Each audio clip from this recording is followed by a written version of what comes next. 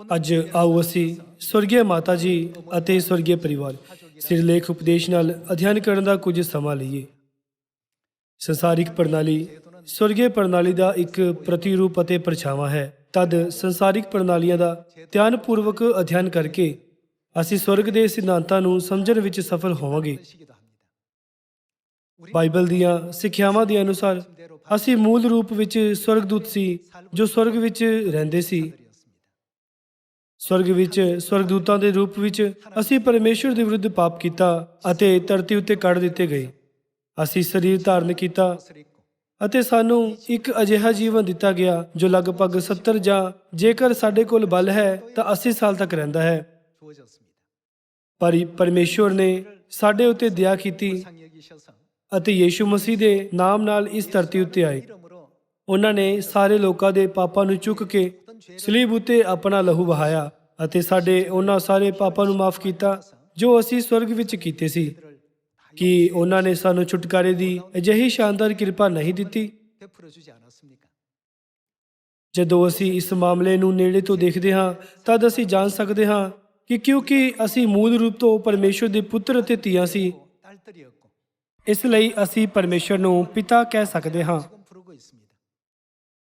ਪਰ ਇਹ ਹੈਰਾਨੀ ਦੀ ਗੱਲ ਹੈ ਕਿ ਸਮੁੰਦਰ ਦੇ ਕੰਢੇ ਦੀ ਰੇਤ ਵਾਂਗ ਕਈ ਚਰਚ ਮਾਤਾ ਪਰਮੇਸ਼ਰ ਨੂੰ ਨਹੀਂ ਲੱਭਦੇ, ਭਾਵੇਂ ਉਹ ਪਰਮੇਸ਼ਰ ਨੂੰ ਪਿਤਾ ਕਹਿ ਕੇ ਬੁਲਾਉਂਦੇ ਹਨ।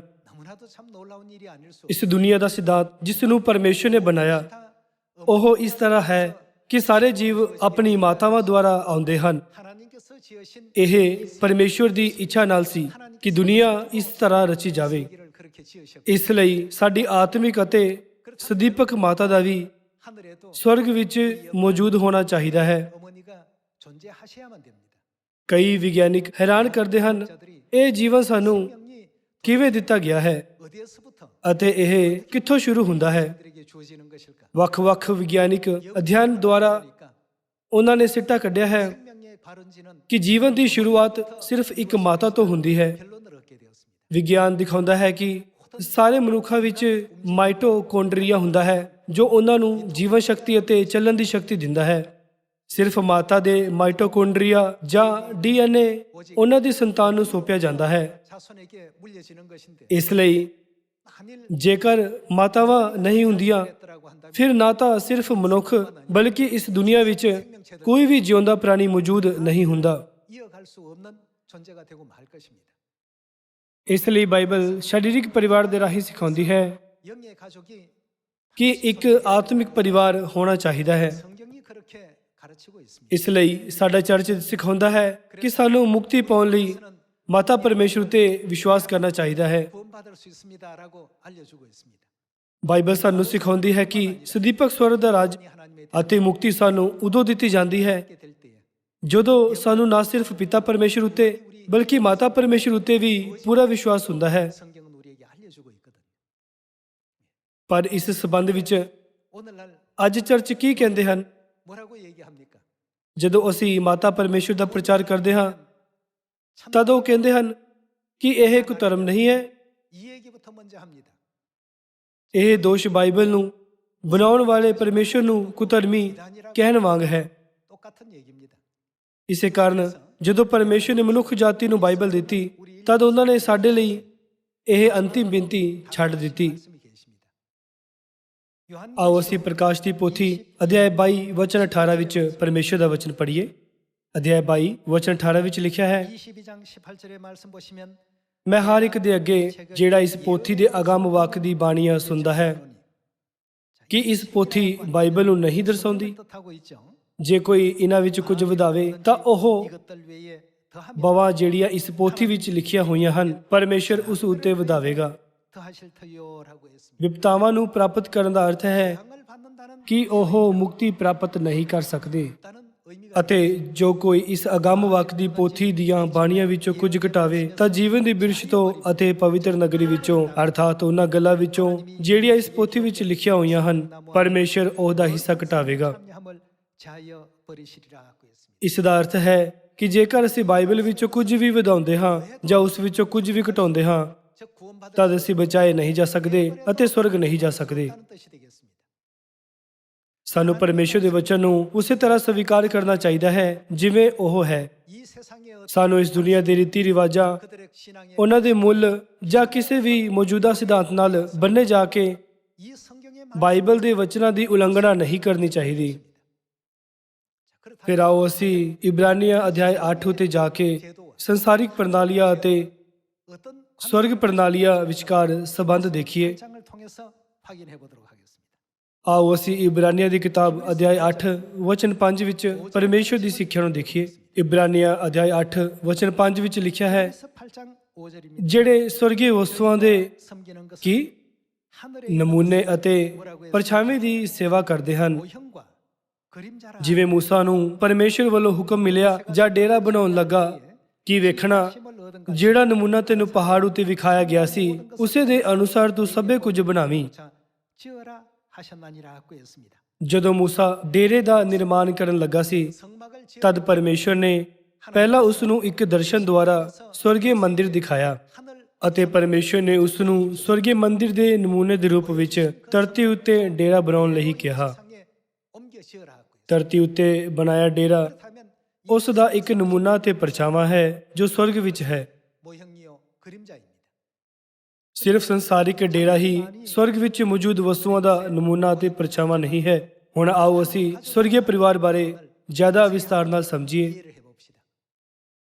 ਪ੍ਰਕਾਸ਼ ਦੀ ਪੋਥੀ ਦੀ ਕਿਤਾਬ ਅਧਿਆਇ 4 ਅਤੇ ਰੋਮੀਓ ਦੀ ਕਿਤਾਬ ਅਧਿਆਇ 1 ਦੋਨਾਂ ਵਿੱਚ ਲਿਖਿਆ ਹੈ ਕਿ ਇਸ ਧਰਤੀ ਉੱਤੇ ਕੁਝ ਵੀ ਪਰਮੇਸ਼ਰ ਦੀ ਇੱਛਾ ਦੇ ਬਿਨਾਂ 하나라도 ਨਹੀਂ ਬਣਾਇਆ ਗਿਆ ਸੀ। 것이 없다라고 ਹਰ ਚੀਜ਼ ਨੂੰ ਇੱਕ ਵਿਸ਼ੇਸ਼ ਅਰਥ ਨਾਲ ਬਣਾਇਆ ਗਿਆ ਸੀ। 지어 놓으셨다 하고 했습니다. ਬਾਈਬਲ ਦੀ ਸਿੱਖਿਆਵਾਂ ਦਾ ਪਾਲਣ ਕਰਦੇ ਹੋਏ ਅਸੀਂ ਪਰਮੇਸ਼ਰ ਨੂੰ ਪਿਤਾ ਪਰਮੇਸ਼ਰ ਕਹਿੰਦੇ ਹਾਂ ਅਤੇ ਵਿਸ਼ਵਾਸ ਵਿੱਚ ਇੱਕ ਦੂਸਰੇ ਨੂੰ ਭਰਾ ਅਤੇ ਭੈਣਾਂ ਦੇ ਰੂਪ ਵਿੱਚ ਮੰਨਦੇ ਹਾਂ। 가르침을 따라서 ਇਸ ਤਰ੍ਹਾਂ ਪਰਮੇਸ਼ਰ ਸਾਨੂੰ ਆਤਮਿਕ ਦੁਨੀਆ ਵਿੱਚ ਸਾਡੇ ਸਬੰਧ ਬਾਰੇ ਸਿਖਾਉਂਦੇ ਹਨ। ਫਿਰ ਆਓ ਅਸੀਂ ਪਰਿਵਾਰ ਪ੍ਰਣਾਲੀ ਦੇ ਮੈਂਬਰਾਂ ਬਾਰੇ ਸੋਚੀਏ। ਇੱਕ ਪਿਤਾ ਹੁੰਦਾ ਹੈ, ਬੱਚੇ ਵੀ ਹਨ। 자녀들도 있습니다. ਉੱਥੇ ਹੋਰ ਕੌਣ ਹੁੰਦਾ ਹੈ? ਇੱਕ ਮਾਤਾ ਹੁੰਦੀ ਹੈ। 네가 계십니다. ਇੱਕ ਪਰਿਵਾਰ ਜੋ ਇਨ੍ਹਾਂ ਸਾਰੇ ਮੈਂਬਰਾਂ ਤੋਂ ਬਣਿਆ ਹੈ ਇੱਕ ਪੂਰਨ ਪਰਿਵਾਰ ਮੰਨਿਆ ਜਾ ਸਕਦਾ ਹੈ। 하고 있습니다. ਯੀਸ਼ੂ ਨੇ ਖੁਦ ਸਾਨੂੰ ਬਾਈਬਲ ਦੀਆਂ 66 ਕਿਤਾਬਾਂ ਵਿੱਚ ਇਹ ਸਿਖਾਇਆ ਹੈ।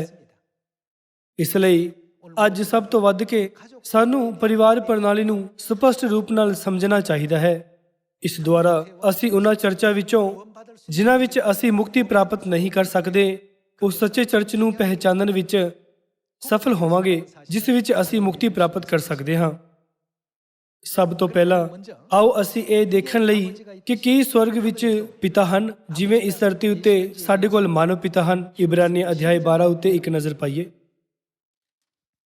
ਆਓ ਅਸੀਂ ਇਬਰਾਨੀ ਦੀ ਕਿਤਾਬ ਅਧਿਆਇ 12 ਵਚਨ 9 ਉੱਤੇ ਜਾਈਏ। ਅਧਿਆਇ 12 ਵਚਨ 9 ਵਿੱਚ ਲਿਖਿਆ ਹੈ, 보시면 ਫਿਰ ਸਾਡੇ ਕਿਸ ਤਰ੍ਹਾਂ ਦੇ ਪਿਤਾ ਸਰੀਰਕ ਪਿਓ ਸਨ 우리를 ਜਿਹੜੇ ਤਾੜਨਾ ਕਰਦੇ ਸਨ 하였거든.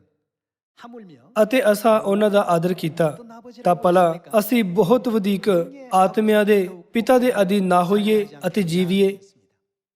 ਬਾਈਬਲ ਸਾਨੂੰ ਸਪਸ਼ਟ ਰੂਪ ਨਾਲ ਸਿਖਾਉਂਦੀ ਹੈ ਕਿ ਸਾਡੇ ਕੋਲ ਸਾਡੇ ਆਤਮਾਵਾਂ ਦੇ ਪਿਤਾ ਹਨ ਜਿਵੇਂ ਸਾਡੇ ਮਾਨਵ ਪਿਤਾ ਹਨ 있는 것처럼 영의 ਜੋ ਇੱਕ ਪ੍ਰਕਿਰਿਆ ਅਤੇ ਪਰਛਾਵੇਂ ਦੇ ਰੂਪ ਵਿੱਚ ਕੰਮ ਕਰਦੇ ਹਨ। ਜੇਕਰ ਤੁਸੀਂ ਸ਼ਬਦਕੋਸ਼ ਵਿੱਚ ਪਿਤਾ ਸ਼ਬਦ ਦਾ ਅਰਥ ਦੇਖੋ ਤਦ ਇਹ ਦੱਸਦਾ ਹੈ ਕਿ ਪਿਤਾ ਇੱਕ ਅਜਿਹਾ ਮਨੁੱਖ ਹੈ ਜਿਸ ਕੋਲ ਇੱਕ ਸੰਤਾਨ ਹੁੰਦੀ ਹੈ। ਫਿਰ ਕੀ ਇਸ ਦਾ ਮਤਲਬ ਇਹ ਨਹੀਂ ਹੈ ਕਿ ਪਰਮੇਸ਼ਰ ਦੇ ਪੁੱਤਰ ਅਤੇ ਧੀਆਂ ਹਨ ਜੋ ਉਹਨਾਂ ਨੂੰ ਪਿਤਾ ਕਹਿ ਸਕਦੇ ਹਨ। ਭਾਵੇਂ ਕੋਈ ਵਿਅਕਤੀ 60 ਜਾਂ 70 ਸਾਲ ਦਾ ਹੋ ਜਾਂਦਾ ਹੈ ਪਰ ਜੇਕਰ ਉਸ ਕੋਲ ਸੰਤਾਨ ਨਹੀਂ ਹੈ ਇਸ ਦਾ ਮਤਲਬ ਹੈ ਕਿ ਉਸ ਕੋਲ ਇੱਕ ਸੰਤਾਨ ਹੋਣੀ ਚਾਹੀਦੀ ਹੈ। 있어야 된다는 것을 의미하고 있습니다. ਤਦ ਕੀ ਬਾਈਬਲ ਕਹਿੰਦੀ ਹੈ ਕਿ ਅਸੀਂ ਜੋ ਪਰਮੇਸ਼ਰ ਉੱਤੇ ਵਿਸ਼ਵਾਸ ਕਰਦੇ ਹਾਂ ਉਹਨਾਂ ਦੀ ਸੰਤਾਨ ਹਾਂ। 이렇게 설명하신 부분이 있는가? ਆਓ ਅਸੀਂ ਦੂਸਰਾ ਕੋਰਿੰਥੀਓ ਅਧਿਆਇ 6 ਖੋਲੀਏ। 열어보도록 합시다. ਆਓ ਅਸੀਂ ਅਧਿਆਇ 6 ਵਚਨ 17 ਉੱਤੇ ਇੱਕ ਨਜ਼ਰ ਪਾਈਏ। ਅਧਿਆਇ 6 ਆਇਤ 17 ਵਿੱਚ ਲਿਖਿਆ ਹੈ, 절의 말씀 보시면 ਇਸ ਲਈ ਉਹਨਾਂ ਵਿੱਚੋਂ ਨਿਕਲ ਆਓ ਅਤੇ ਅੱਡ ਹੋਵੋ।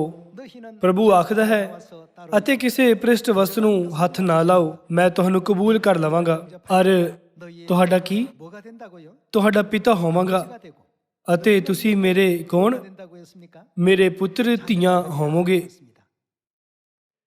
영문 성경에는 ਬਾਈਬਲ ਕਹਿੰਦੀ ਹੈ ਕਿ ਅਸੀਂ ਪਰਮੇਸ਼ਰ ਦੇ ਪੁੱਤਰ ਅਤੇ ਧੀਆਂ ਹੋਵਾਂਗੇ। 될 것이다. ਇਹ ਕਿਸ ਦਾ ਵਚਨ ਹੈ? 있다고요?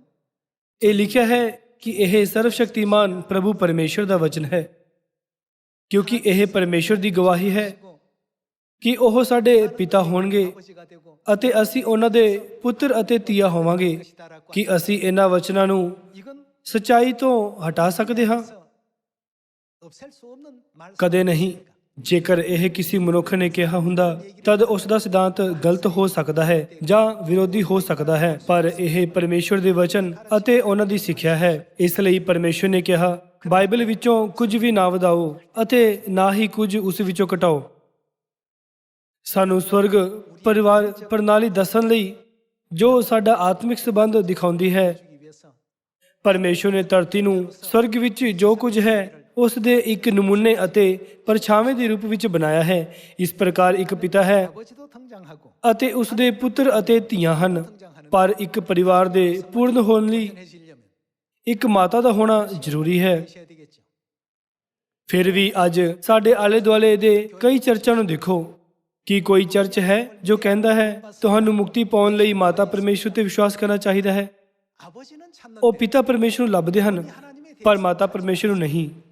ਇਹ ਅਸਲ ਵਿੱਚ ਹੈਰਾਨੀਜਨਕ ਅਤੇ ਅਜੀਬ ਹੈ। ਜੇਕਰ ਬਾਈਬਲ ਵਿੱਚ ਨਹੀਂ ਹੈ ਤਦ ਸਾਨੂੰ ਮਾਤਾ ਪਰਮੇਸ਼ਰ ਉਤੇ ਵਿਸ਼ਵਾਸ ਕਰਨ ਦੀ ਜ਼ਰੂਰਤ ਨਹੀਂ ਹੈ, ਪਰ ਪਰਮੇਸ਼ਰ ਨੇ ਪਹਿਲਾਂ ਹੀ ਬਾਈਬਲ ਵਿੱਚ ਇਸ ਨੂੰ ਸਪਸ਼ਟ ਕਰ ਦਿੱਤਾ ਹੈ। ਸਾਡਾ ਸਵਰਗੀ ਪਰਿਵਾਰ ਸੰਸਾਰ ਦੇ ਲੋਕਾਂ ਤੋਂ ਵੱਖ ਹੈ। ਉਹ ਐਤਵਾਰ ਦੀ ਆਰਾਧਨਾ ਕਰਦੇ ਹਨ ਪਰ ਅਸੀਂ ਸ਼ਨੀਵਾਰ ਨੂੰ ਸਬਤ ਮਨਾਉਂਦੇ ਹਾਂ। ਉਹ ਕ੍ਰਿਸਮਸ ਮਨਾਉਂਦੇ ਹਨ ਪਰ ਅਸੀਂ ਪਸਾਹ ਮਨਾਉਂਦੇ ਹਾਂ। ਸੰਸਾਰ ਦੇ ਚਰਚਾਂ ਅਤੇ ਸਾਡੇ ਚਰਚ ਵਿਚਕਾਰ ਬਹੁਤ ਵੱਡਾ ਅੰਤਰ ਹੈ। 여기 있습니다. ਸਾਰੇ ਲੋਕੋ ਮੰਨ ਲਓ ਕਿ ਕਿਸੇ ਰਾਜ ਦੇ ਰਾਜਾ ਨੇ ਕੁਝ ਕਰਨ ਦਾ ਆਦੇਸ਼ ਦਿੱਤਾ ਹੈ ਕਿ ਇਸ ਨੂੰ ਸ਼ਾਹੀ ਆਦੇਸ਼ ਨਹੀਂ ਮੰਨਿਆ ਜਾਵੇਗਾ। ਜੇਕਰ ਕੋਈ ਰਾਜਾ ਦੇ ਹੁਕਮਾਂ ਵਿੱਚੋਂ ਕੁਝ ਵਧਾਉਂਦਾ ਜਾਂ ਉਸ ਵਿੱਚੋਂ ਕੁਝ ਘਟਾਉਂਦਾ ਹੈ ਤਦ ਉਸ ਦੀ ਸਜ਼ਾ ਕੀ ਹੋਵੇਗੀ? 뭘 받을까요? ਅਜਿਹੇ ਵਿਅਕਤੀ ਨੂੰ ਵਿਦਰੋਹੀ ਕਿਹਾ ਜਾਂਦਾ ਹੈ। ਇਹ ਇੱਕ ਗੰਭੀਰ ਪਾਪ ਹੈ। ਬਾਈਬਲ ਦੀਆਂ 66 ਕਿਤਾਬਾਂ ਦੇ ਸਾਰੇ ਵਚਨ ਸ਼ਾਹੀ ਹੁਕਮਾਂ ਵਾਂਗ ਹਨ। 어명과 ਸਾਨੂੰ ਉਹਨਾਂ ਵਿੱਚੋਂ ਕੁਝ ਵੀ ਨਹੀਂ ਵਧਾਉਣਾ ਜਾਂ ਘਟਾਉਣਾ ਨਹੀਂ ਚਾਹੀਦਾ। 빼서는 안 되죠. ਪਰਮੇਸ਼ਰ ਨੇ ਬਾਈਬਲ ਦੀਆਂ 66 ਕਿਤਾਬਾਂ ਵਿੱਚ ਕਿਹਾ ਹੈ ਕਿ ਜਿਵੇਂ ਸਾਡੇ ਕੋਲ ਮਾਨਵ ਪਿਤਾ, 어머니가 있고 ਮਾਤਾ ਭਰਾ ਅਤੇ ਭੈਣਾਂ ਹਨ, ਉਸੇ ਤਰ੍ਹਾਂ ਸਾਡੇ ਕੋਲ ਪਿਤਾ ਪਰਮੇਸ਼ਰ, ਮਾਤਾ ਪਰਮੇਸ਼ਰ ਅਤੇ ਆਤਮਿਕ ਭਰਾ ਭੈਣਾਂ ਹੋਣੇ ਚਾਹੀਦੇ ਹਨ। ਆਓ ਅਸੀਂ ਗਲਾਤੀਆ ਅਧਿਆਇ 4 ਵਿੱਚ ਪਰਮੇਸ਼ਰ ਦੇ ਵਚਨ ਦੁਆਰਾ ਇਸ ਨੂੰ ਸਮਝੀਏ। 한번 열어보도록 합시다. ਆਓ ਅਸੀਂ ਗਲਾਤੀਆ ਅਧਿਆਇ 4 ਉੱਤੇ ਜਾਈਏ। ਅਧਿਆਇ 4 ਵਿੱਚ 26 ਵਿੱਚ ਲਿਖਿਆ ਹੈ, 보시면 ਪਰ ਯਰੂਸ਼ਲਮ 오직 ਅਰਥਾਤ ਸਵਰਗ ਵਿੱਚ 위에 있다라고 ਜੋ ਉਤਾਂਹ ਹੈ ਉਹ ਆਜ਼ਾਦ ਹੈ 자유자 ਅਤੇ ਉਹ ਕੌਣ ਹੈ? 누구라고요? ਉਹ ਸਾਡੀ ਮਾਤਾ ਹੈ। 이 어머니라고 했습니다. ਇੱਥੇ ਮਾਤਾ ਸ਼ਬਦ ਤੋਂ ਪਹਿਲਾਂ 앞에 ਸਾਡੀ ਸ਼ਬਦ ਕਿਸ ਨੂੰ ਦਰਸਾਉਂਦਾ ਹੈ? 뭘까요? ਕਿ ਉਹ ਸੰਤਾਨ ਨਹੀਂ ਹੈ ਜੋ ਇਸ ਮਾਤਾ ਨੂੰ ਸਾਡੀ ਮਾਤਾ ਕਹਿੰਦੇ ਹਨ। 자녀들 아니겠습니까? ਅੱਜ ਸੰਸਾਰ ਵਿੱਚ ਕਈ ਚਰਚ ਅਤੇ ਕਈ ਈਸਾਈ ਹਨ, 많은 교회가 있고 ਪਰ ਕੀ ਉਹ ਮਾਤਾ ਪਰਮੇਸ਼ਰ ਉਤੇ ਵਿਸ਼ਵਾਸ ਕਰਦੇ ਹਨ? 근데 ਉਹ ਕਹਿੰਦੇ ਹਨ ਮਾਤਾ ਪਰਮੇਸ਼ਰ, ਮੈਂ ਇਸ ਸਿੱਖਿਆ ਬਾਰੇ ਕਦੀ ਨਹੀਂ ਸੁਣਿਆ। 이렇게 이제 ਇੰਨੇ ਸਾਰੇ ਲੋਕਾਂ ਨੂੰ ਇਸ ਉੱਤੇ ਸਵਾਲ ਕਰਦੇ ਹੋਏ ਦੇਖਣਾ ਅਸਲ ਵਿੱਚ ਦੁਖਦ ਹੈ। 아버지 하나님 ਸ਼ਬਦ ਪਿਤਾ ਪਰਮੇਸ਼ਰ ਤੋਂ ਅੰਦਾਜ਼ਾ ਲਗਾ ਸਕਦੇ ਹਾਂ ਕਿ ਮਾਤਾ ਦੀ ਮੌਜੂਦਗੀ ਵੀ ਹੈ। ਜੇਕਰ ਮਾਤਾ ਪਰਮੇਸ਼ਰ ਦੀ ਮੌਜੂਦਗੀ ਨਹੀਂ ਹੁੰਦੀ ਤਦ ਪਿਤਾ ਪਰਮੇਸ਼ਰ ਦੇ ਸਿਰਲੇਖ ਦੀ ਕੋਈ ਜ਼ਰੂਰਤ ਨਹੀਂ ਹੁੰਦੀ, 하나님이라고 하면 됩니다. 그럼 이 땅의 ਕਿਉਂਕਿ ਪਰਮੇਸ਼ਰ ਨੇ ਸਮਝਾਇਆ 모형과 ਕਿ ਸੰਸਾਰਿਕ ਪ੍ਰਣਾਲੀ ਸਵਰਗ ਦੀ ਪ੍ਰਣਾਲੀ ਦਾ ਨਮੂਨਾ ਅਤੇ ਪਰਛਾਵਾਂ ਹੈ। ਇਸ ਲਈ ਸਾਨੂੰ ਸੰਸਾਰਿਕ ਪ੍ਰਣਾਲੀ ਦੁਆਰਾ ਸਵਰਗੀ ਪਰਿਵਾਰ ਪ੍ਰਣਾਲੀ ਨੂੰ ਸਮਝਣਾ ਚਾਹੀਦਾ ਹੈ। 한번 생각해 보십시오. ਇਸ ਬਾਰੇ ਸੋਚੋ, 여러분이 만일 ਉਹ ਕੌਣ ਹੋਵੇਗਾ ਜੋ ਕਿਸੇ ਲਈ ਮਰ ਸਕਦਾ ਹੈ? 위해서 죽는 것이 가능하죠. ਮਾਤਾ ਪਿਤਾ ਆਮ ਤੌਰ ਤੇ ਆਪਣੇ ਬੱਚਿਆਂ ਲਈ ਬਲੀਦਾਨ ਕਰਦੇ ਹਨ, 자식을 위해서 ਪਰ ਅਜਿਹੇ ਬਹੁਤ ਸਾਰੇ ਲੋਕ ਨਹੀਂ ਹਨ ਜੋ ਦੂਸਰਿਆਂ ਲਈ ਬਲੀਦਾਨ ਕਰਦੇ ਹਨ। 많이 있습니까? ਪਰਮੇਸ਼ਰ ਲਈ ਮਨੁੱਖ ਕੌਣ ਹੈ? 십자가에 ਕਿ ਪਰਮੇਸ਼ਰ ਲਈ ਬਹੁਤ ਦਰਦਨਾਕ ਪੀੜਾ ਤੋਂ ਲੰਘਣਾ ਅਤੇ ਸਲੀਬ ਉੱਤੇ ਮਰਨ ਤੱਕ ਵੀ ਉਹਨਾਂ ਨਾਲ ਪਿਆਰ ਕਰਨਾ ਸੰਭਵ ਹੈ। 모두가 ਉਹ ਪਰਮੇਸ਼ਰ ਦੀ ਸੰਤਾਨ ਹਨ, 하나님의 자녀들이었습니다. ਪਰ ਉਹ ਸੰਤਾਨ ਕਹਿੰਦੀ ਹੈ ਪਿਤਾ ਪਰਮੇਸ਼ਰ ਦੀ ਮੌਜੂਦਗੀ ਹੋਣੀ ਚਾਹੀਦੀ ਹੈ, ਪਰ ਉਹ ਮਾਤਾ ਪਰਮੇਸ਼ਰ ਉੱਤੇ ਵਿਸ਼ਵਾਸ ਨਹੀਂ ਕਰਦੇ। 영원히 하나님의 ਇਸ ਲਈ ਉਹ ਜੀਵਨ ਵੱਲ ਲਿਜਾਣ ਵਾਲੇ ਅੰਤਿਮ ਦਰਵਾਜ਼ੇ ਨੂੰ ਖੋਲ੍ਹਣ ਵਿੱਚ ਅਸਫਲ ਹਨ, ਜੋ ਪਰਮੇਸ਼ਵਰ ਦਾ ਭੇਤ ਹੈ। 수가 없는 것입니다. ਬੱਚਿਆਂ ਦੀ ਪਰੀਆਂ ਦੀ ਕਹਾਣੀ ਅਲੀ ਬਾਬਾ ਤੇ ਚਾਲੀ ਚੋਰ ਵਿੱਚ ਇੱਕ ਜਾਦੂਈ ਵਾਂਕਸ਼ ਹੈ ਜੋ ਕਹਿੰਦਾ ਹੈ, ਖੁੱਲ੍ਹ ਸਿਮਸਿਮ। ਕਹਾਣੀ ਵਿੱਚ ਜਾਦੂਈ ਵਾਂਕਸ਼ ਖੁੱਲ੍ਹ ਸਿਮਸਿਮ ਨੇ ਇੱਕ ਗੁਫਾ ਦਾ ਮੂੰਹ ਖੋਲ੍ਹਿਆ ਜਿਸ ਵਿੱਚ ਚੋਰਾਂ ਨੇ ਖਜ਼ਾਨਾ ਲੁਕਾਇਆ ਸੀ। ਪਰ ਜੇਕਰ ਵਾਂਕਸ਼ ਗਲਤ ਹੁੰਦਾ ਫਿਰ ਗੁਫਾ ਦਾ ਮੂੰਹ ਨਹੀਂ ਖੁੱਲਦਾ, ਭਾਵੇਂ ਇਹ ਵਾਂਕਸ਼ ਕਿੰਨਾ ਸਮਾਨ ਕਿਉਂ ਨਾ ਹੁੰਦਾ ਅਤੇ ਉਹਨਾਂ ਨੇ ਇਸ ਨੂੰ ਕਿੰਨੀ ਵਾਰ ਕਿਹਾ ਹੁੰਦਾ। 그렇다면 ਫਿਰ ਸਵਰਗ ਦੇ ਦਰਵਾਜ਼ੇ ਕਦੋਂ ਖੁੱਲਣਗੇ? ਸਿਰਫ ਜਦੋਂ ਅਸੀਂ ਪੂਰੀ ਤਰ੍ਹਾਂ ਨਾਲ ਮਾਤਾ ਪਰਮੇਸ਼ਵਰ ਨੂੰ ਮਹਿਸੂਸ ਕਰਦੇ ਹਾਂ ਅਤੇ ਸਵੀਕਾਰ ਕਰਦੇ ਹਾਂ ਤਾਂ ਸਾਡੀ ਮੁਕਤੀ ਦਾ ਦਰਵਾਜ਼ਾ ਪੂਰੀ ਤਰ੍ਹਾਂ ਖੋਲ੍ਹਿਆ ਜਾ ਸਕਦਾ ਹੈ। 아버지 하나님 ਸਾਰੀ ਮਨੁੱਖ ਜਾਤੀ ਨੂੰ ਨਾ ਸਿਰਫ ਪਿਤਾ ਪਰਮੇਸ਼ਵਰ ਉੱਤੇ ਬਲਕਿ ਮਾਤਾ ਪਰਮੇਸ਼ਵਰ ਉੱਤੇ ਵੀ ਵਿਸ਼ਵਾਸ ਕਰਨਾ ਚਾਹੀਦਾ ਹੈ। ਆਓ ਅਸੀਂ ਗਲਾਤੀਆ ਅਧਿਆਇ 4 ਵਚਨ 28 ਉੱਤੇ ਜਾਈਏ। ਪਰ ਹੇ ਭਰਾਵੋ, ਅਸੀਂ ਕੀ ਹਾਂ? ਅਸੀਂ ਇਸਹਾਕ ਵਾਂਗੂ ਬਚਨ ਦੀ ਸੰਤਾਨ ਹਾਂ। 약속의 자녀라. ਪਰ ਜਿਵੇਂ ਉਸ ਸਮੇਂ ਉਹ ਜਿਹੜਾ ਸਰੀਰ ਦੇ ਅਨੁਸਾਰ ਜੰਮਿਆ 성령을 따라 ਉਹਨੂੰ ਸਤਾਉਂਦਾ ਸੀ ਜਿਹੜਾ ਆਤਮਾ ਦੇ ਅਨੁਸਾਰ ਜੰਮਿਆ ਸੀ, ਤਿਵੇਂ ਹੁਣ ਵੀ ਹੁੰਦਾ ਹੈ। ਸਤਾਏ ਜਾ ਰਹੇ ਲੋਕਾਂ ਅਤੇ ਸਤਾਉਣ ਵਾਲਿਆਂ ਵਿਚਕਾਰ ਅੰਤਰ ਨੂੰ ਧਿਆਨ ਵਿੱਚ ਰੱਖੋ। ਇਹ ਲਿਖਿਆ ਹੈ ਕਿ ਯਰੂਸ਼ਲਮ 하늘 ਸਵਰਗੀ ਮਾਤਾ ਦੇ ਸੰਤਾਨ ਉਹ ਹਨ 받는 위치 ਜਿਨ੍ਹਾਂ ਨੂੰ ਸਤਾਇਆ ਜਾਂਦਾ ਹੈ, ਪਰ ਉਹ ਵਾਅਦੇ ਦੀ ਸੰਤਾਨ ਹੈ। 30절의 말씀 ਵਚਨ 30 ਵਿੱਚ ਲਿਖਿਆ ਹੈ, 그러나 ਪਰ ਧਰਮ ਪੁਸਤਕ ਕੀ ਆਖਦਾ ਹੈ? 계집 종 ਗੋਲੀ ਅਤੇ ਉਸਦੇ ਪੁੱਤਰ ਨੂੰ ਕੱਢ ਦੇ, 계집 종 ਕਿਉਂ ਜੋ ਗੋਲੀ ਦਾ ਪੁੱਤਰ ਆਜ਼ਾਦ ਦੇ ਪੁੱਤਰ ਦੇ ਨਾਲ ਅਧਿਕਾਰੀ ਨਹੀਂ ਹੋਵੇਗਾ। 을 얻지 못하리라 하였나니라. 그런 ਇਸ ਲਈ ਹੇ ਭਰਾਵੋ, ਅਸੀਂ ਗੋਲੀ ਦੀ ਨਹੀਂ 자유하는 ਸਗੋਂ ਆਜ਼ਾਦ ਦੀ ਸੰਤਾਨ ਹਾਂ। 있습니다. 자유하는 ਵਚਨ 26 ਵਿੱਚ ਆਜ਼ਾਦ ਇਸਤਰੀ ਕੌਣ ਹੈ? 데 있습니까? ਪਰ ਯਰੂਸ਼ਲਮ ਜੋ ਉਤਾਂਹ ਹੈ 자니 ਉਹ ਆਜ਼ਾਦ ਹੈ, ਉਹ ਸਾਡੀ ਮਾਤਾ ਹੈ। ਉਹ ਲੋਕ ਵਾਅਦੇ ਦੀ ਸੰਤਾਨ ਹਨ ਜਿਨ੍ਹਾਂ ਨਾਲ ਪਰਮੇਸ਼ਵਰ ਨੇ ਮੁਕਤੀ ਦਾ ਵਾਅਦਾ ਕੀਤਾ ਹੈ। ਇਨ੍ਹਾਂ ਦਿਨਾਂ ਵਿੱਚ ਕਈ ਚਰਚ ਅਤੇ ਲੋਕ ਹਨ ਜੋ ਪਰਮੇਸ਼ਵਰ ਉਤੇ ਵਿਸ਼ਵਾਸ ਕਰਨ ਦਾ ਦਾਅਵਾ ਕਰਦੇ ਹਨ, 사람들이 있습니다만 ਪਰ ਇਹ ਅਜੀਬ ਗੱਲ ਹੈ ਕਿ ਉਹ ਮਾਤਾ ਪਰਮੇਸ਼ਵਰ ਨੂੰ ਨਹੀਂ ਲੱਭਦੇ। ਇਹ ਅਜੀਬ ਕਿਉਂ ਹੈ? ਬਾਈਬਲ ਵਿੱਚ ਕਈ ਵਾਰ ਮਾਤਾ ਪਰਮੇਸ਼ਵਰ ਦਾ ਜ਼ਿਕਰ ਕੀਤਾ ਗਿਆ ਹੈ। ਮੂਲ ਇਬਰਾਨੀ ਬਾਈਬਲ ਵਿੱਚ ਪਰਮੇਸ਼ਵਰ ਨੂੰ ਕਦੇ-ਕਦੇ ਇੱਕ ਵਚਨ ਨਾਮ ਨਾਲ, 서 표현할 때가 ਪਰ ਮੁੱਖ ਰੂਪ ਵਿੱਚ ਇੱਕ ਬਹੁਵਚਨ ਨਾਮ ਨਾਲ ਅਰਥਾਤ ਐਲੋਹਿਮ ਸ਼ਬਦ ਨਾਲ ਵਰਣਨ ਕੀਤਾ ਗਿਆ ਸੀ। 하고 있습니다. ਬਾਈਬਲ ਦੇ ਮੂਲ ਪਾਠ ਨੇ ਲਗਭਗ 2500 ਵਾਰ ਗਵਾਹੀ ਦਿੱਤੀ 하는 것을 ਕਿ ਸਾਡੇ ਕੋਲ ਪਿਤਾ ਪਰਮੇਸ਼ਵਰ ਅਤੇ ਮਾਤਾ ਪਰਮੇਸ਼ਵਰ ਵੀ ਹਨ। ਜਦੋਂ ਅਸੀਂ ਲੋਕਾਂ ਨੂੰ ਕਹਿੰਦੇ ਹਾਂ ਮਾਤਾ ਪਰਮੇਸ਼ਵਰ ਉਤੇ ਵਿਸ਼ਵਾਸ ਕਰੋ, 얘기하면 ਤਦ ਲੋਕ ਸੋਚਦੇ ਹਨ ਕਿ ਅਸੀਂ ਇੱਕ ਅਜੀਬ ਸੰਸਥਾ ਤੋਂ ਆਏ ਹਾਂ। 모세 당시 ਅਸਲ ਵਿੱਚ ਸੰਸਾਰ ਦੀ ਸ਼ੁਰੂਆਤ ਤੋਂ ਇਹ ਸਭ ਤੋਂ ਬੁਨਿਆਦੀ ਸਿੱਖਿਆ ਰਹੀ ਹੈ ਜਿਸ ਨੂੰ ਪਰਮੇਸ਼ਵਰ ਨੇ ਅਬਰਾਹਮ, ਇਸਹਾਕ, ਯਾਕੂਬ ਅਤੇ ਮੂਸਾ ਦੇ ਸਮੇਂ ਵਿੱਚ ਵੀ ਸਿਖਾਇਆ ਸੀ, 했다는 것을 확인할 수가 있습니다. 이런 ਕਿਉਂਕਿ ਉਹਨਾਂ ਕੋਲ ਇਹ ਬੁਨਿਆਦੀ ਸਿੱਖਿਆ ਨਹੀਂ ਹੈ। 지 않으니까 ਇਸ ਲਈ ਉਹ ਪਰਮੇਸ਼ਵਰ ਦੀਆਂ ਵਿਵਸਥਾਵਾਂ ਅਤੇ ਨਿਯਮਾਂ ਨੂੰ ਕੀਮਤੀ ਨਹੀਂ ਮੰਨ ਸਕਦੇ।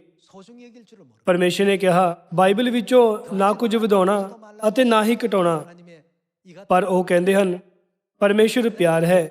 ਮੈਨੂੰ ਨਹੀਂ ਲੱਗਦਾ ਕਿ ਪਰਮੇਸ਼ਵਰ ਮੈਨੂੰ ਸਿਰਫ ਇਸ ਲਈ ਨਰਕ ਭੇਜਣਗੇ 지옥 가게 하시 ਕਿਉਂਕਿ ਮੈਂ ਪਰਮੇਸ਼ਵਰ ਦੇ ਬਚਨ ਦੀ ਥੋੜੀ ਜਿਹੀ ਉਲੰਘਣਾ ਕਰਦਾ ਹਾਂ। ਲੋਕ ਆਸਾਨੀ ਨਾਲ ਖੁਦ ਨੂੰ ਤਰਕਸ਼ੀਲ ਬਣਾਉਂਦੇ ਹਨ, 가기가 너무나도 쉽다는 것입니다.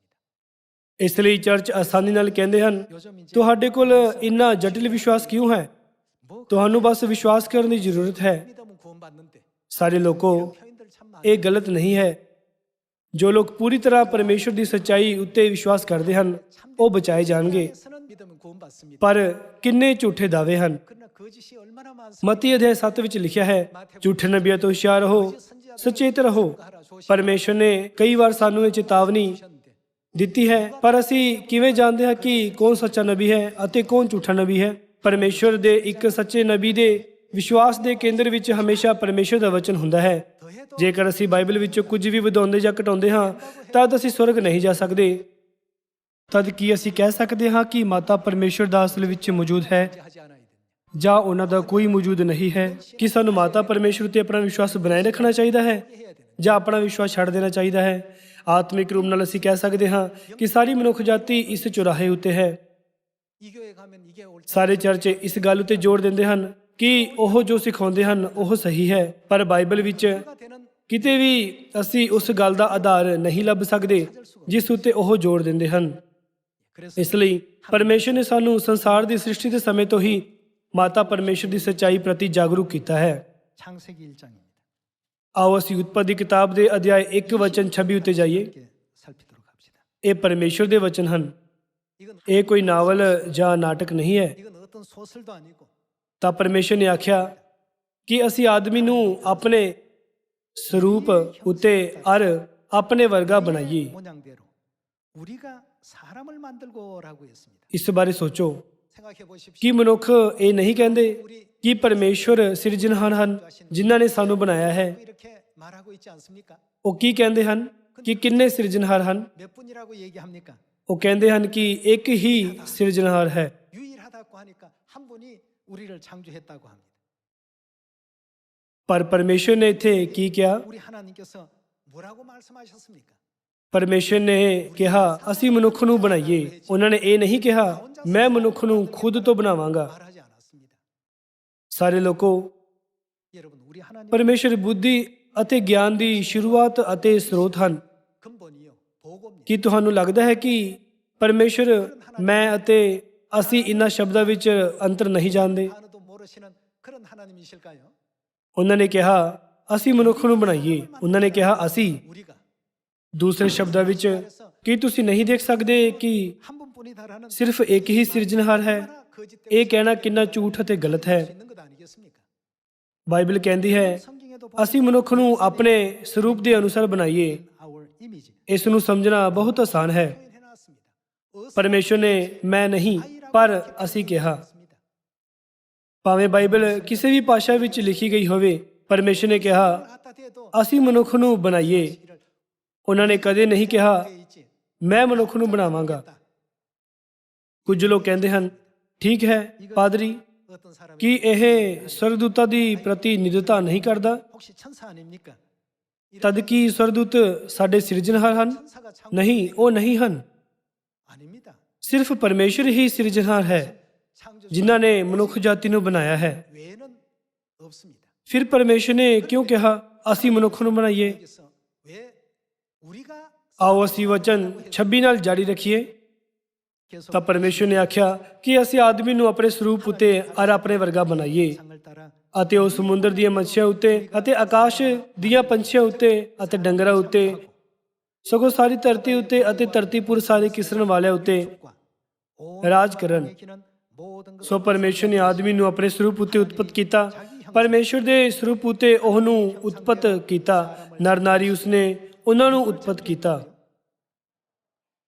하나님의 ਪਰਮੇਸ਼ਰ ਦੇ ਸਰੂਪ ਵਿੱਚ ਨਰ ਅਤੇ ਨਾਰੀ ਬਣਾਏ ਗਏ ਸੀ। 되었고 여자가 창조되었습니다. ਲੰਬੇ ਸਮੇਂ ਤੋਂ 남성의 ਲੋਕਾਂ ਨੇ ਪਰਮੇਸ਼ਰ ਦੇ ਨਰ ਸਰੂਪ ਨੂੰ ਪਿਤਾ ਪਰਮੇਸ਼ਰ ਕਿਹਾ। 오랜 세월 동안 아버지 ਤਾਂ ਸਾਨੂੰ ਪਰਮੇਸ਼ਰ ਦੇ ਨਾਰੀ ਸਰੂਪ ਨੂੰ ਕੀ ਕਹਿਣਾ ਚਾਹੀਦਾ ਹੈ? 상을 지니신 그 하나님을 어떻게 ਉਤਪਤ ਦੀ ਕਿਤਾਬ ਦਾ ਪਹਿਲਾ ਅਧਿਆਇ ਵੀ ਇਹ ਦਿਖਾਉਂਦਾ ਹੈ ਕਿ ਪਿਤਾ ਪਰਮੇਸ਼ਰ ਅਤੇ ਮਾਤਾ ਪਰਮੇਸ਼ਰ ਨੇ ਸਾਰੀ ਮਨੁੱਖ ਜਾਤੀ ਨੂੰ ਬਣਾਇਆ। 생들을 창조하시고 ਕਿਉਂਕਿ ਪਿਤਾ ਪਰਮੇਸ਼ਰ ਅਤੇ ਮਾਤਾ ਪਰਮੇਸ਼ਰ ਦਾ ਨਿਸ਼ਚਿਤ ਰੂਪ ਨਾਲ ਮੌਜੂਦਗੀ ਹੈ, ਤਦ ਹੋਰ ਕਿਸ ਦੀ ਮੌਜੂਦਗੀ ਹੈ? 누가 또 존재 ਉਹਨਾਂ ਦੇ ਪੁੱਤਰ ਅਤੇ ਧੀਆਂ ਦੀ ਵੀ ਮੌਜੂਦਗੀ ਹੈ। ਉਹਨਾਂ ਨੂੰ ਸਵਰਗੀ ਪਰਿਵਾਰ ਕਿਹਾ ਜਾਂਦਾ ਹੈ। 하늘 ਅਸੀਂ ਸਵਰਗੀ ਪਰਿਵਾਰ ਹਾਂ। 천국 가족입니다. ਇਸ ਲਈ ਜਦੋਂ 2000 ਸਾਲ ਪਹਿਲਾਂ 예수님께서도 ਯੀਸ਼ੂ ਇਸ ਧਰਤੀ ਉੱਤੇ ਆਏ 오셔서 ਤਦ ਉਹਨਾਂ ਨੇ ਕਿਹਾ ਮੈਂ ਤੁਹਾਨੂੰ ਨਵਾਂ ਹੁਕਮ ਦਿੰਦਾ ਹਾਂ 계명을 주는 ਕਿ ਇੱਕ ਦੂਏ ਨੂੰ ਪਿਆਰ ਕਰੋ। ਪਰਮੇਸ਼ਰ ਨੇ ਪਿਆਰ ਉੱਤੇ ਸਭ ਤੋਂ ਜ਼ਿਆਦਾ ਜ਼ੋਰ ਦਿੱਤਾ। ਸਾਡੇ ਕੋਲ ਪਿਤਾ ਪਰਮੇਸ਼ਰ ਅਤੇ ਮਾਤਾ ਪਰਮੇਸ਼ਰ ਹਨ 하나님이 계시고 ਅਤੇ ਪਿਤਾ ਪਰਮੇਸ਼ਰ ਅਤੇ ਮਾਤਾ ਪਰਮੇਸ਼ਰ ਦੁਆਰਾ ਅਸੀਂ ਸਾਰੇ ਪਰਮੇਸ਼ਰ ਦੇ ਪੁੱਤਰ ਅਤੇ ਧੀਆਂ ਬਣੇ ਹਾਂ। ਮਾਤਾ ਪਰਮੇਸ਼ਰ ਉੱਤੇ ਵਿਸ਼ਵਾਸ ਕੀਤੇ ਬਿਨਾ 믿지 않는 ਸਾਨੂੰ ਨਾ ਤਾਂ ਸਦੀਪਕ ਜੀਵਨ ਦਿੱਤਾ ਜਾ ਸਕਦਾ ਹੈ 영생도 ਅਤੇ ਨਾ ਹੀ ਮੁਕਤੀ। 줄 수 없는 것입니다. ਯੀਸ਼ੂ ਇਸ ਧਰਤੀ ਉੱਤੇ ਆਪਣੇ ਗਵਾਚੇ ਹੋਏ ਪਰਿਵਾਰ ਨੂੰ ਲੱਭਣ ਲਈ ਆਏ। 천국을 찾으러 오셨습니다. ਇਹ ਲੂਕਾ ਦੀ ਅੰਜੀਲ ਅਧਿਆਇ 19 ਵਚਨ 10 ਵਿੱਚ ਲਿਖਿਆ ਹੈ। 이렇게 되어 있죠. ਇਹ ਉਤਪਤ ਅਧਿਆਇ 1 ਵਿੱਚ ਵੀ ਲਿਖਿਆ ਹੈ ਕਿ ਪਿਤਾ ਪਰਮੇਸ਼ਰ ਅਤੇ ਮਾਤਾ ਪਰਮੇਸ਼ਰ ਦੀ ਮੌਜੂਦਗੀ ਹੈ। ਅਤੇ ਰਸੂਲ ਪੌਲਸ ਨੇ ਗਲਾਤੀਆ ਅਧਿਆਇ 4 ਵਿੱਚ ਲਿਖਿਆ ਪਰ ਯਰੂਸ਼ਲਮ ਜੋ ਉਤਾਂ ਹੈ ਉਹ ਆਜ਼ਾਦ ਹੈ, ਉਹ ਸਾਡੀ ਮਾਤਾ ਹੈ। 사도 요한은 ਪ੍ਰਕਾਸ਼ ਦੀ ਪੋਥੀ ਅਧਿਆਇ 19, 21 ਅਤੇ 22 ਵਿੱਚ ਰਸੂਲ ਯੋਹੰਨਾ ਨੇ ਵਾਰ-ਵਾਰ ਜ਼ੋਰ ਦਿੱਤਾ ਕਿ ਲੇਲੀ ਦੀ ਪਤਨੀ 반드시 ਲਾੜੀ ਦੀ 하고 계시 ਨਿਸ਼ਚਿਤ ਰੂਪ ਨਾਲ ਮੌਜੂਦਗੀ ਹੈ। 거듭 강조를 해 놓으셨습니다. ਆਓ ਅਸੀਂ ਪ੍ਰਕਾਸ਼ ਦੀ ਪੋਥੀ ਅਧਿਆਇ 19 ਉੱਤੇ ਜਾਈਏ। ਅਧਿਆਇ 19 ਵਚਨ 6। 6절의 말씀 함께 보겠습니다.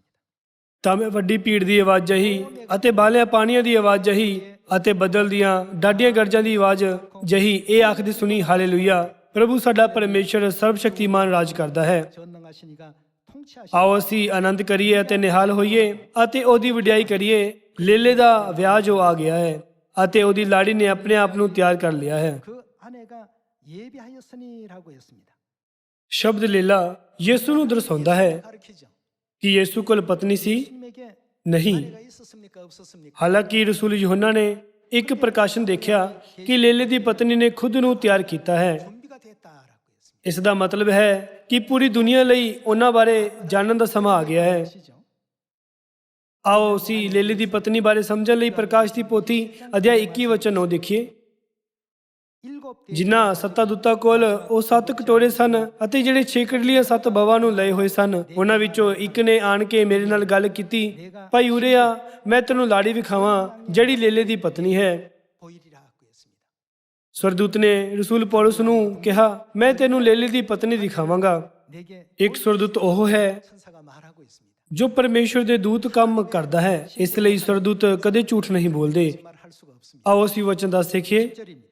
ਤਾਂ ਉਹ ਮੈਨੂੰ ਆਤਮਾ ਵਿੱਚ ਇੱਕ ਵੱਡੇ ਅਤੇ ਉੱਚੇ ਪਹਾੜ ਉੱਤੇ ਲੈ ਗਿਆ ਅਤੇ ਉਸਨੇ ਕੀ ਦਿਖਾਇਆ? ਉਸਨੇ ਉਹ ਪਵਿੱਤਰ ਨਗਰੀ ਯਰੂਸ਼ਲਮ ਪਰਮੇਸ਼ਰ ਕੋਲੋਂ ਆਕਾਸ਼ੋਂ ਉਤਰਦੀ ਮੈਨੂੰ ਵਿਖਾਈ, ਜਿਹਦੇ ਵਿੱਚ ਪਰਮੇਸ਼ਰ ਦਾ ਤੇਜ ਸੀ। 자, 어린 양 ਉਸਨੇ ਕਿਹਾ, ਮੈਂ ਤੈਨੂੰ ਲੇਲੇ ਦੀ ਪਤਨੀ ਦਿਖਾਵਾਂਗਾ ਅਤੇ ਉਸ ਨੂੰ ਯਰੂਸ਼ਲਮ ਦਿਖਾਇਆ। ਆਓ ਅਸੀਂ ਇਹ ਸਮਝਣ ਲਈ ਕਿ ਯਰੂਸ਼ਲਮ ਦਾ ਆਤਮਿਕ ਰੂਪ ਨਾਲ ਕੀ ਮਤਲਬ ਹੈ। ਗਲਾਤੀਆ ਅਧਿਆਇ 4 ਉੱਤੇ ਵਾਪਸ ਜਾਈਏ, ਜਿਸ ਨੂੰ ਅਸੀਂ ਪਹਿਲਾਂ ਪੜ੍ਹਿਆ ਸੀ। ਗਲਾਤੀਆ ਅਧਿਆਇ 4, ਗਲਾਤੀਆ ਦੀ ਕਿਤਾਬ ਅਧਿਆਇ 4 ਵਚਨ 26। 26절입니다. ਪਰ ਯਰੂਸ਼ਲਮ ਜੋ ਉਤਾਂਹ ਹੈ, 위에 있는 ਲੇਲੇ ਦੀ ਪਤਨੀ, ਉਹ ਆਜ਼ਾਦ ਹੈ। 자유자니 ਉਹ ਸਾਡੇ ਲਈ ਕੌਣ ਹੈ? 우리와의 관계는 어떤 분이었습니까? ਉਹ ਸਾਡੀ ਮਾਤਾ ਹੈ। 예, 어머니시더라고 했습니다. ਆਓ ਅਸੀਂ ਪ੍ਰਕਾਸ਼ ਦੀ ਪੋਥੀ ਅਧਿਆਇ 22 ਵਚਨ 17 ਦੇਖੀਏ। 22장 17절의 말씀 보겠습니다. ਆਤਮਾ ਅਤੇ ਲਾੜੀ ਆਖਦੀ ਹੈ। 성령과 신부가 말씀하시기를 ਪ੍ਰਕਾਸ਼ ਦੀ ਪੋਥੀ 19 ਕਹਿੰਦਾ ਹੈ, 19장 ਲੇਲਾ ਅਤੇ ਲੇਲੇ ਦੀ ਪਤਨੀ। 양의 아내라고 ਅਤੇ ਪ੍ਰਕਾਸ਼ ਦੀ ਪੋਥੀ 21 ਕਹਿੰਦਾ ਹੈ, ਲੇਲਾ ਅਤੇ ਪਤਨੀ। 신부라고 되어 있는데 ਅਤੇ ਪ੍ਰਕਾਸ਼ ਦੀ ਪੋਥੀ 22 ਕਹਿੰਦਾ ਹੈ, ਆਤਮਾ ਅਤੇ ਲਾੜੀ। 성령과 신부라고 이렇게 표현했습니다. ਕਿ ਉਹ ਸਾਰੇ ਇੱਕ ਦੂਸਰੇ ਤੋਂ ਵੱਖ ਹਨ? 다른 말씀일까요? ਉਹ ਸਾਰੇ ਇੱਕ ਹੀ ਹਨ। 다 동일한 말씀. ਪਵਿੱਤਰ ਆਤਮਾ ਪਿਤਾ ਪਰਮੇਸ਼ਰ ਹਨ। 아버지 ਤਾਂ ਸਾਡੇ ਲਈ ਸਾਡੇ ਪਿਤਾ ਦੀ ਲਾੜੀ ਕੌਣ ਹੈ? 아버지의 신부 ਮਾਤਾ। 우리에게 당연히 어머니죠. ਪਿਤਾ ਪਰਮੇਸ਼ਰ ਅਤੇ ਮਾਤਾ ਪਰਮੇਸ਼ਰ ਨੇ ਕਿਹਾ ਕਿ ਸਾਨੂੰ ਕੀ ਕਰਨਾ ਚਾਹੀਦਾ ਹੈ। 어떻게 하라고요? ਪਰਮੇਸ਼ਰ ਸਾਰੀ ਮਨੁੱਖ ਜਾਤੀ ਨੂੰ 인생들에게 ਇਹ ਕਹਿੰਦੇ ਹਨ। 통적으로 다 하시는 말씀입니다. ਆਤਮਾ ਅਤੇ ਲਾੜੀ ਆਖਦੀ ਹੈ, ਆਓ। ਜਿਹੜਾ ਸੁਣਦਾ ਹੋਵੇ ਉਹ ਕਹੇ ਆਓ, ਅਤੇ ਜਿਹੜਾ ਤਿਆਇਆ ਹੋਵੇ ਉਹ ਆਵੇ, ਜਿਹੜਾ ਚਾਹੇ ਅੰਮ੍ਰਿਤ ਜਲ ਮੁਕਤ ਲਵੇ। ਬਾਈਬਲ ਦੀਆਂ 66 ਕਿਤਾਬਾਂ ਉਤਪਤ ਅਧਿਆਇ 1 ਵਿੱਚ ਪਿਤਾ ਪਰਮੇਸ਼ਰ ਅਤੇ ਮਾਤਾ ਪਰਮੇਸ਼ਰ ਨਾਲ ਸ਼ੁਰੂ ਹੁੰਦੀਆਂ ਹਨ, ਅਤੇ ਪ੍ਰਕਾਸ਼ ਦੀ ਪੋਥੀ ਅਧਿਆਇ 22 ਵਿੱਚ ਸਾਨੂੰ ਪਿਤਾ ਪਰਮੇਸ਼ਰ ਅਤੇ ਮਾਤਾ ਪਰਮੇਸ਼ਰ ਯਾਨੀ ਆਤਮਾ ਅਤੇ ਲਾੜੀ ਕੋਲ ਆਉਣ ਲਈ ਕਹਿੰਦੇ ਹੋਏ ਸਮਾਪਤ ਹੁੰਦੀ ਹੈ। ਸਾਨੂੰ ਬਾਈਬਲ ਦੀਆਂ ਸਿੱਖਿਆਵਾਂ ਨੂੰ ਨਜ਼ਰ ਅੰਦਾਜ਼ ਨਹੀਂ ਕਰਨਾ ਚਾਹੀਦਾ ਜਾਂ ਉਹਨਾਂ ਤੋਂ ਮਨ ਨਹੀਂ ਮੋੜਨਾ ਚਾਹੀਦਾ। ਤੁਹਾਨੂੰ ਇਹਨਾਂ ਸਾਰੀ ਚੀਜ਼ਾਂ ਨੂੰ ਪਹਿਚਾਨਣ ਵਿੱਚ ਸਫਲ ਹੋਣਾ ਚਾਹੀਦਾ ਹੈ। ਭਾਵੇਂ ਮਾਤਾ ਪਰਮੇਸ਼ਰ ਦੀ ਸੱਚਾਈ ਬਾਈਬਲ ਵਿੱਚ ਲਿਖੀ ਗਈ ਹੈ, ਪਰ ਅਜਿਹਾ ਕਿਵੇਂ ਹੈ ਕਿ ਦੁਨੀਆ ਭਰ ਦੇ ਬਾਈਬਲ ਦੇ ਸਾਰੇ ਵਿਦਵਾਨ ਅਤੇ ਮਾਹਰ ਇਸ ਦੇ ਬਾਰੇ ਨਹੀਂ ਜਾਣਦੇ? 우리는 정말 복받은 ਅਸੀਂ ਅਸਲ ਵਿੱਚ ਧੰਨ ਲੋਕ ਹਾਂ। 하늘 아버지 ਅਸੀਂ ਵਾਅਦੇ ਦੀ ਸੰਤਾਨ ਬਣ ਗਏ ਹਾਂ, ਜੋ ਸਵਰਗੀ ਪਿਤਾ ਨੂੰ ਸਾਡੇ ਪਿਤਾ ਅਤੇ ਸਵਰਗੀ ਮਾਤਾ ਨੂੰ ਸਾਡੀ ਮਾਤਾ ਕਹਿ ਸਕਦੀ ਹੈ। 하나님께서 ਪਹਿਲਾ ਯੋਹੰਨਾ ਅਧਿਆਇ 2 ਦੇ ਅਨੁਸਾਰ 요한 1서 ਪਰਮੇਸ਼ਰ ਦਾ ਵਾਅਦਾ ਕੀ ਹੈ? 했던가요? ਉਹ ਸਦੀਪਕ ਜੀਵਨ ਹੈ ਅਤੇ ਅਸੀਂ ਉਹੀ ਹਾਂ ਜਿਨ੍ਹਾਂ ਨੇ ਇਹ ਵਾਅਦਾ ਪ੍ਰਾਪਤ ਕੀਤਾ ਹੈ। 아무렇게나 ਕਿਰਪਾ ਵਿਸ਼ਵਾਸ ਕਰੋ, 여러분들이 이 자리에 ਤੁਸੀਂ ਇੱਥੇ ਖੁਦ ਨਹੀਂ ਆਏ ਹੋ, ਬਲਕਿ ਉਹ ਪਰਮੇਸ਼ਰ ਹੀ ਹਨ 오시고 이 자리에 ਜਿਨ੍ਹਾਂ ਨੇ ਤੁਹਾਨੂੰ ਇਸ ਜਗ੍ਹਾ ਤੱਕ ਪਹੁੰਚਾਇਆ ਹੈ। ਸਾਡੇ ਸਵਰਗੀ ਪਰਿਵਾਰ ਦੇ ਮੈਂਬਰ 이제 ਦੁਨੀਆ ਭਰ ਵਿੱਚ ਇੱਕ ਇੱਕ ਕਰਕੇ ਸਿਓਨ ਵਿੱਚ ਵਾਪਸ ਆ ਰਹੇ ਹਨ। 전했습니다. ਜਦੋਂ ਉਹ ਸਿਓਨ ਵਾਪਸ ਜਾਂਦੇ ਹਨ ਤਾਂ ਉਹਨਾਂ ਨੂੰ ਸੋਚਣ ਦੀ ਜ਼ਰੂਰਤ ਹੁੰਦੀ ਹੈ ਕਿ ਇਹ ਸਵਰਗ ਜਾਣ ਦਾ ਰਸਤਾ ਹੈ, 하나님께로 나아가는 ਕਿ ਉਹ ਰਸਤਾ ਮੈਨੂੰ ਪਰਮੇਸ਼ਰ ਤੱਕ ਲੈ ਜਾਵੇਗਾ। 가야 되겠죠. ਸਾਨੂੰ ਵੀ ਉਸ ਉੱਤੇ ਦਸਤਕ ਦੇਣ ਦੀ ਜ਼ਰੂਰਤ ਹੈ। 뭘 가지고 ਸਾਨੂੰ ਇਸ ਦੀ ਪੁਸ਼ਟੀ ਕਰਨ ਦੀ ਜ਼ਰੂਰਤ ਹੈ। ਕਿਸ ਨਾਲ? ਸਾਨੂੰ ਹਮੇਸ਼ਾ ਬਾਈਬਲ ਤੋਂ ਇਸ ਦੀ ਪੁਸ਼ਟੀ ਕਰਨੀ ਚਾਹੀਦੀ ਹੈ। 논리적인 ਸਾਨੂੰ ਇੱਕ ਜਾਲ ਵਿੱਚ ਨਹੀਂ ਪੈਣਾ ਚਾਹੀਦਾ, ਭਾਵੇਂ ਉਹ ਵਿਡਿਆਈਯੋਗ ਅਤੇ ਤਰਕਪੂਰਨ ਲੱਗੇ। ਸਿਰਫ ਪਰਮੇਸ਼ਰ ਦਾ ਵਚਨ ਜੋ ਸਾਨੂੰ ਮੁਕਤੀ ਦਿੰਦਾ ਹੈ, ਸਾਡਾ ਮੂਲ ਮਾਰਗਦਰਸ਼ਕ ਹੋਣਾ ਚਾਹੀਦਾ ਹੈ। 기준이 되어야 됩니다. ਕਿਉਂਕਿ ਬਾਈਬਲ ਸਪਸ਼ਟ ਰੂਪ ਨਾਲ ਮਾਤਾ ਪਰਮੇਸ਼ਰ ਦੀ ਗਵਾਹੀ ਦਿੰਦੀ ਹੈ, ਤਾਂ ਸਾਨੂੰ ਕੀ ਕਰਨਾ ਚਾਹੀਦਾ ਹੈ? ਸਾਨੂੰ ਉਸੇ ਤਰ੍ਹਾਂ ਪਾਲਣ ਕਰਨਾ ਅਤੇ ਵਿਸ਼ਵਾਸ ਕਰਨਾ ਚਾਹੀਦਾ ਹੈ ਜਿਵੇਂ ਬਾਈਬਲ ਵਿੱਚ ਲਿਖਿਆ ਗਿਆ ਹੈ। ਕਿ ਇਹ ਪਰਮੇਸ਼ਰ ਤੇ ਵਿਸ਼ਵਾਸ ਕਰਨ ਦਾ ਸਭ ਤੋਂ ਵਧੀਆ ਤਰੀਕਾ ਨਹੀਂ ਹੈ? 전국 ਮੈਂ ਤੁਹਾਨੂੰ ਸਾਰਿਆਂ ਨੂੰ ਪਰਮੇਸ਼ਰ ਦੇ ਪੁੱਤਰ ਅਤੇ ਧੀਆਂ ਬਣਨ ਲਈ ਕਹਿੰਦਾ ਹਾਂ, 축복이 ਜੋ ਪਰਮੇਸ਼ਰ ਦੇ ਵਚਨ ਦਾ ਜ਼ਿਆਦਾ ਯਤਨ ਨਾਲ ਅਧਿਐਨ ਕਰਕੇ ਪਰਮੇਸ਼ਰ ਦੀ ਵਡਿਆਈ ਨੂੰ ਪ੍ਰਗਟ ਕਰ ਸਕਦੇ ਹਨ, 하셔서 ਤਾਂ ਜੋ ਪਵਿੱਤਰ ਆਤਮਾ ਦੀ ਆਸ਼ੀਸ਼ਾਂ ਦੁਨੀਆ ਭਰ ਦੇ ਸਿਓਨ ਵਿੱਚ ਬਹੁਤਾਇਤ ਨਾਲ ਵਹਿ ਸਕਣ। ਇਸ ਦੁਆਰਾ ਮੈਂ ਅੱਜ ਦੇ ਉਪਦੇਸ਼ ਨੂੰ ਸਮਾਪਤ ਕਰਨਾ ਚਾਹਾਂਗਾ। ਤੁਹਾਡਾ ਬਹੁਤ ਬਹੁਤ ਧੰਨਵਾਦ।